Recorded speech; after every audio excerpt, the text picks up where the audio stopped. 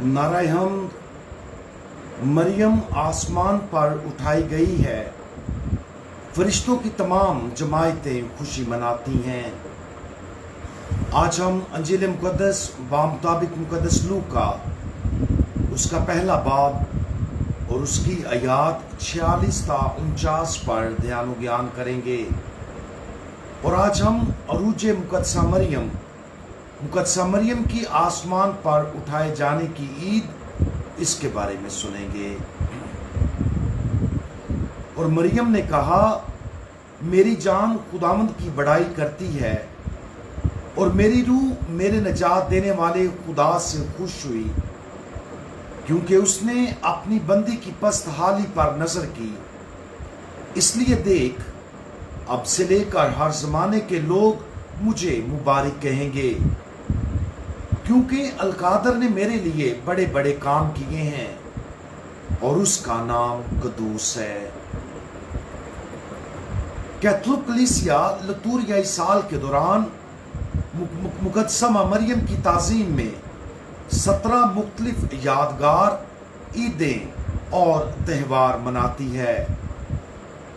अरूज मरियम उन 4 अजीम ईदों में से एक है जिसके ज़रिए हम मुक़द्दसा मरियम की ताज़ीम और इज़्ज़त करते हैं। अरूज मरियम हम पर इस हकीकत को आश्कार करती है कि जब मुक़द्दसा मरियम ने अपनी ज़मीनी ज़िंदगी को मुकम्मल किया तो वो बदन और रूह समेत आसमान पर उठाई गई ताकि पाक तरीन तसलीस को हमेशा सजदा करे। अरूज मरियम पर बात करने से पहले हम चंद हकाइक को देखते हैं। नंबर 1, 1 नवंबर 1950 को पोप पायस 12वें ने फरमाया, हम इसे एक इलाही तौर पर नाज़िल अकीदा करार देते हैं और ऐलान करते और इसकी तारीफ करते हैं कि खुदा की बेऐब माँ दायमी कुंवारी मरियम ने अपना ज़मीनी सफ़र मुकम्मल कर लिया है और बदन और रूह समेत जलाली तौर पर आसमान पर उठाई गई है। नंबर 2, इब्तदाई रसूली रवायात, कहानियाँ, इब्तदाई मसीही खतूत और वाज़ों के इक़्तिबासात भी अरूज मरियम की तरफ इशारा करते हैं। यादगार मरियम की ईद मुक़द्दसा मरियम की मनाई जाने वाली ईदों में से एक है जो 300 की दहाई के अवाइल में मनाई जाती थी। नंबर 3, खुदावंद यीशु मसीह खुदा है, इसलिए वो अपने जलाल और कुदरत से आसमान पर गए। मुक़द्दसा मरियम खुदा के फजल और जलाल के वसीला से आसमान पर उठाई गई, क्योंकि वो अपने तौर पर ऐसा नहीं कर सकती थी। अब हम जरा वजाहत के साथ अरूज मरियम पर बात करते हैं। मुक़द्दस लूका की अंजील में हम देखते हैं कि नगमा मरियम की इब्तदाई सतरें जाहिर करती हैं कि वो कौन है। ये वो अजीम माँ है जो सारी जिंदगी खुदा की अजमत का ऐलान करती है और लगातार मसरूर और खुश रहती है। ये वो अजीम खातून है जो आजिज़ी का मंबा है, इसलिए हर ज़माने में खुदा ने उसे बुलंद मकाम अता किया है। ये वो ज़ात है जिसके लिए खुदा ने अजीम काम किए और उसे पाकीज़गी में ढांप दिया है। मुक़द्दसा मरियम जलाली है जिसे तमाम ज़ुबानें मुबारक कहेंगे। ये वो अजीम माँ है जिसके लिए अलकादर ने बड़े बड़े काम किए हैं। ये वो है जो हमेशा खुदावंद की बड़ाई का ऐलान करती है और जिसकी रूह अपने नजात दहिंदा खुदावंद में हमेशा खुश रहेगी।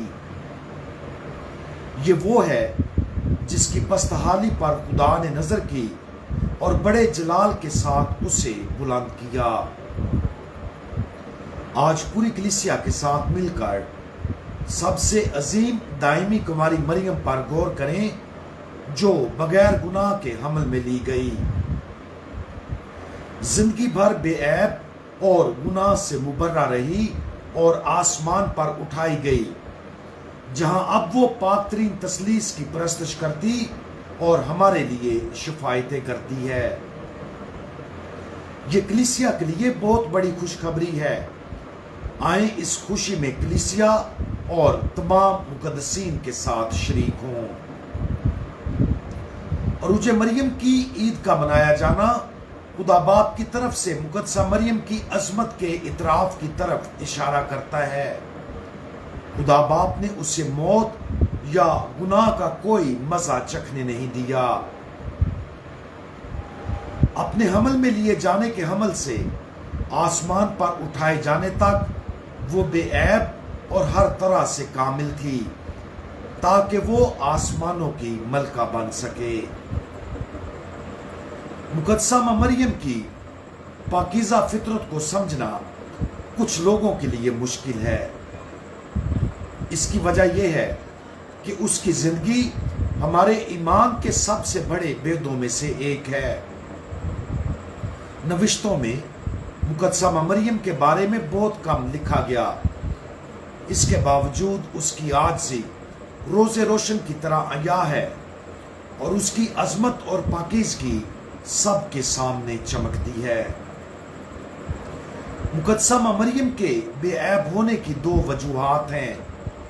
اول، خدا باپ نے اسے ایک خاص فضل کے ذریعے معروسی گناہ سے محفوظ رکھا۔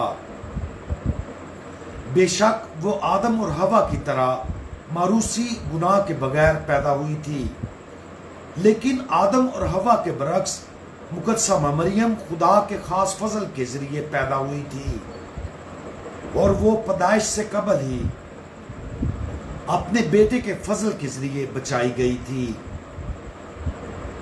دوسری وجہ مقدسہ مریم کے بے عیب ہونے کی یہ ہے کہ آدم اور حوا کے برعکس اس نے اپنی زندگی میں کبھی بھی گناہ کا انتخاب نہیں کیا، لہذا وہ نئی حوا بن گئی، تمام لوگوں کی نئی ماں جو اس کے بیٹے کے فضل میں رہتے ہیں۔ اس بے عیب فطرت اور لگاتار فضل میں رہنے کے آزادانہ انتخاب کے نتیجے میں خدا نے زمینی زندگی کی تکمیل کے بعد بدن اور روح سمیت آسمان پر اٹھا لیا۔ یہ وہ شاندار اور جلالی حقیقت ہے جسے ہم آج منا رہے ہیں۔ آج ماں مقدسہ مریم کے بارے میں اپنی سمجھ پر غور کریں۔ کیا ہم اسے جانتے ہیں، اپنی زندگی میں اس کے کردار کو سمجھتے ہیں اور مسلسل اس کی مادرانہ شفقت کو اپنی زندگی میں تلاش کرتے ہیں؟ وہ حقیقتاً اس وقت ہماری ماں کہلائے گی جب ہم اس کے بیٹے کے فضل میں رہنے کا انتخاب کریں گے۔ ہم دعا مانگیں۔ دائمی کماری مریم، ہم آپ کے ساتھ اور ساری کلیسیا کے ساتھ مل کر خدا باپ کے عظیم کاموں کا شکریہ ادا کرتے ہیں جو اس نے آپ کے لیے کیے ہیں۔